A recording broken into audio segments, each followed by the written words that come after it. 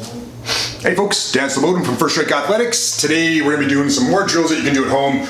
I'm going to go over 14 footwork techniques that you can do. I had a request from Hugo in Paris and G13 UK. This is for you guys. Yes, I do take requests, so if you have anything you'd like me to cover, please feel free to put them in the comments down below. I'm just going to kind of go over them, the overall idea behind them, and then I'll link videos with more extended discussions on the technique themselves, okay? So this isn't meant to be like a very in-depth thing for each thing, it's just to give you an idea, overall idea of some of the different footwork you can do. Okay, so first thing we're gonna do, just number one, the most basic footwork is getting into your stance, and your basic footwork, this is what I have all my beginner students do when they're first starting off, is just whatever direction you wanna go in, that's the foot that goes first. So if I wanna go to my right foot goes first and my left foot catches up, and I'm always coming back to the same stance. Okay, if I go to my left, it's the same thing. If I go back and forward.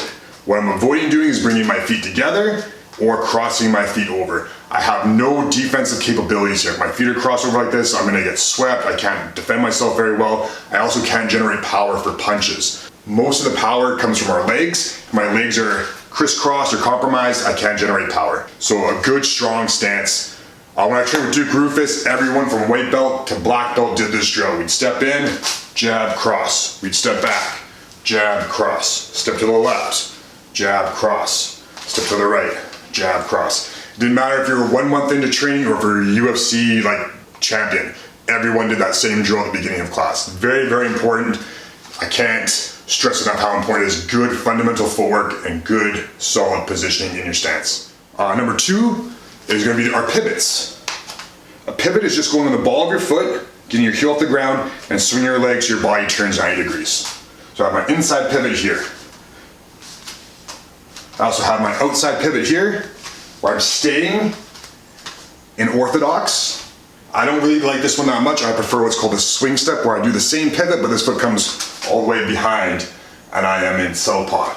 I already have a video where I go in depth into these things, so I'll put a link above. You can check it out from there if you want. But again, it's just pivoting from here, or swing step all the way back. Number three is a neutral stance lateral shuffle.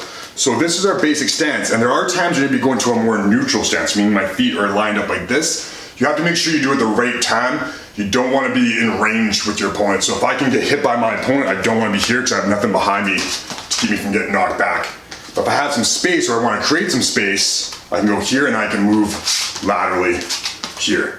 Again, there's a really, really good video by Bazooka Joe Battellini. He's the one who actually kind of taught me this movement at a seminar last year. I didn't really use it that much before. I'll link it above. He goes over in depth on how to do it laterally, how to circle, how to attack, so on and so forth from that. A really good piece of positioning, stance, and footwork that you should definitely incorporate into your training. Number four is the gallop. So before, we were doing this, right? Lead foot goes forward first, back foot catches up. If I hit my opponent and I've stunned him and he's moving away from me, I need to catch up a little bit quicker, so I'm gonna do what's called the gallop. My right foot will actually come up, and I can come in like this. You'll also hear it referred to as a shuffle step, but the idea is the same. I'm coming up here, I'm pushing off so I can throw my punch, cover the distance, and load at my hip. Dwayne Ledwig from Bang Muay Thai has a really good video on that. I'll link it above. You can watch that to get more details on that one. Number six is the pendulum. Very similar to that gallop where we're going here and pushing off, but I'm gonna use it to kick. Now if I just do this by itself, it's gonna be pretty obvious, right? I like to do this against southpaws. I like to kick their lead leg, so I'll usually throw a couple of jabs. I'll keep my hand out there as a distraction, and then I'll bring my foot up and kick the leg. Okay? The reason why they call it a pendulum is because it looks like a pendulum going in and back, in and back. But again, if you do it without the proper setup, without throwing some punches first, it's going to be pretty obvious you're going to get caught. Number seven is a switch step. All I'm doing is just changing my stance from here to here. I'm going slightly to my right, and you'll most often see this with a jab. So a good drill for that one is jab, jab, switch. Then I'm back to here, jab, jab, switch. This is good for changing up your footwork when you're in range and you want to get a new angle on your opponents. If I'm fighting someone who's also orthodox, I'll throw a couple of jabs. I'll switch, I'll be able to throw my right hook around the guard, straight left down the middle, so on and so forth. So again, just here, my upper body isn't switching too much. Number 8 is the check mark step. Almost exactly the same as the switch step, except I'm going to be moving out to the right a bit more. So I'm going to be going here Now, it looks like this. My left foot's coming back and my right foot's coming up. You have to be very careful about bringing your feet together. So I'm actually pushing off and my right foot's already landing right after my left foot hits. So I'm here, I can switch, I can pivot, and start attacking as a southpaw from there. This is good when you have somebody who's coming straight at you. Maybe they're coming at you with, stepping with fast punches. You can kind of move off on an angle and still attack while circling away from them as a southpaw. Number 9 is the diamond step. I've done an extensive video on this. I'll link it above and down below in the description. Same as the checkmark step. My left foot's coming here, my right foot's going forward. Again, nice and quick. But then I'm gonna step back in with my left foot. I like to throw a straight right when I do this one. Some people like to do it with a jab cross, some people like to do it with a hook.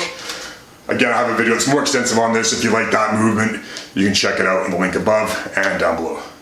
Now we're gonna get into the 4 count or the 4 step. I did a whole video on this recently. I'll go over it real quick. The basics is just going 1, 2, 3, 4. I switch to southpaw and I repeat the footwork. 1, 2, 3, 4. You can do it with push kicks. Boom. You can do it with round kicks. You can do it moving forward. Boom. You can do it backwards. Again, video, click the link above or down below. The next one is the double tap. This is really good for helping to develop a strong switch knee and switch kick, and you can use it for a few other things too. Basically what I'm doing from here is I'm bringing up my left foot and I'm going to bring it back down, and as I do it I'm pushing off, so I really want to make sure I stay on the ball of my foot and keep my heel off the ground. I'm going to be driving myself forward. The reason why I call it a double tap is because you want to hear that quick with your feet. So quick, bop, bop, bop. Okay, so from here I can do a switch knee, a switch kick. You use it for your switch knee, your switch kick. You can do it on angles for counters. Really, really good piece of footwork to have in your arsenal.